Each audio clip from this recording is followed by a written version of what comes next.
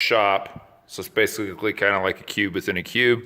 Works really well for late night jam sessions and lack of cops being pissed off. As we come in here, we got all of our wires, all of our extra XLRs and quarter inchers. Got to have water because it gets crazy up here sometimes. So yeah, we got a futon here for people to chill and hang out. One of my most favorite posters ever, The Journey. So as you can see, I got a monitor out here for karaoke and things like that. I've got foam placement put up for the drums. Not 100% sure I did that correct, but working on it. Here's my drum kit. I've got the CAD microphones on the toms, and then I've got one underneath the snare. It's an SM58 Sabian hi-hat with pasty fast crash, Zildjian ZBT, kind of just a assortment of stuff because I like that sound over there. Over there I got a Sample Pad Pro and then a digital drum set, so I kind of have the best of the ambient and the the acoustic and the digital realm when it comes to the drums. So there's the drum set. Primarily it is Pearl. Got I think Aquarian heads. Anyway, here's my girlfriends. They've never cheated on me once. Got a PRS. Just a Yamaha knockoff, Michael Kelly.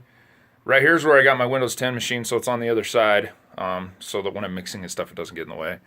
Right here, we've got a Yamaha keyboard with an Akai MPK49 MIDI controller with a screen that's ready to go there. So over here, we got a, what is that? Yamaha EMX 512 SC.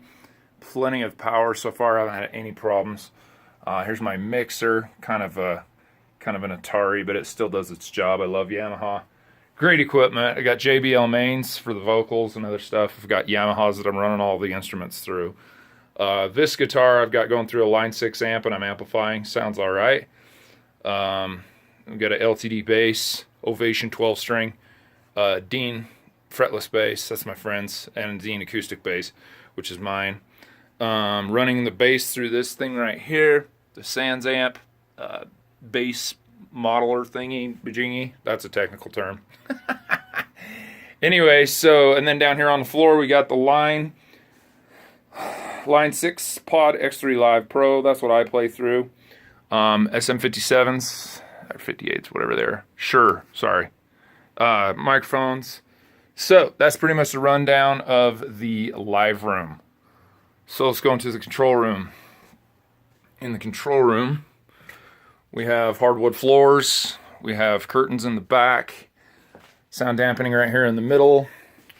So to my knowledge, we've got the monitors over here, and then I sit in the sweet spot right here, and the foam is right above. We got foam over here for the right monitor, foam over here for the left monitor.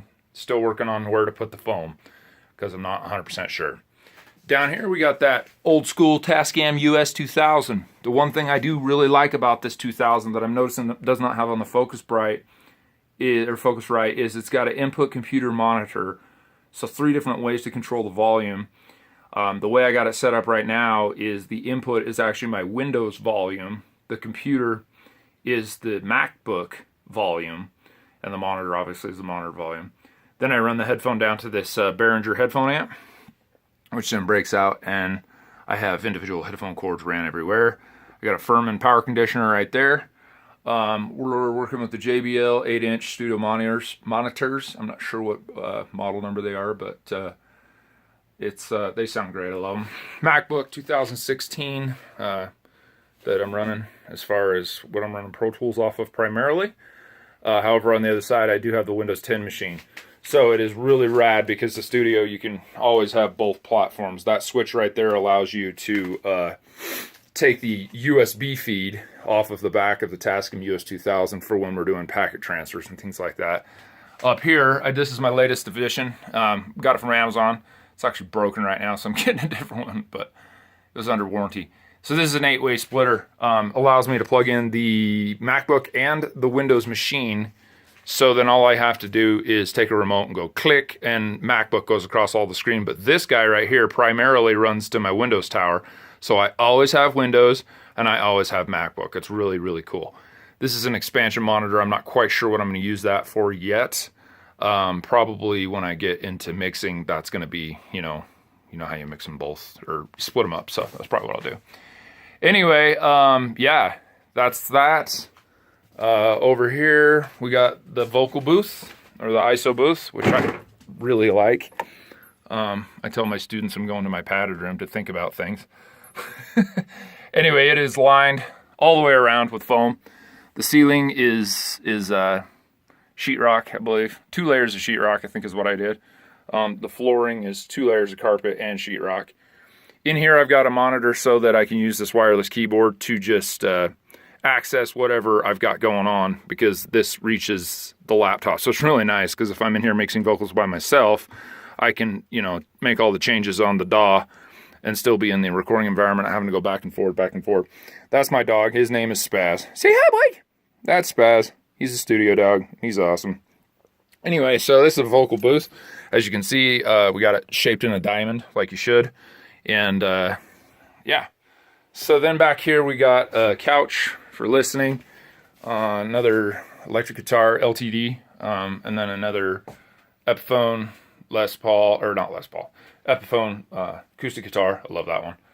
Anyway, then back here, this wall here doesn't have any foam on it yet. I'm not sure if I need to or not. But yeah, that's kind of the rundown. And then right here, of course, is where I chill out after a long day of recording and mixing. As you can see, I got it set up so it's perfectly in the middle. If I roll this chair over, which I've put on 12 wheels, I can just roll my happy butt right here and play me some video games. Or I can roll it right there to the studio environment. I got an X on the floor to mark the focal point, or excuse me, not the focal point, the sweet spot. So yeah, that's kind of what I'm working with. Definitely interested in upgrading to the a different interface, because I know that that's my weakest link. And then as far as, you know, all the other stuff that we talked about. So, Scott, I appreciate you taking the time to care, man. It really is cool. I really appreciate it. Musician's Friend has really made it possible for me to have my dream. So for you to call me and want to work with me means a lot. So I think you're a godsend. I appreciate you. I hope you have a great day. Peace.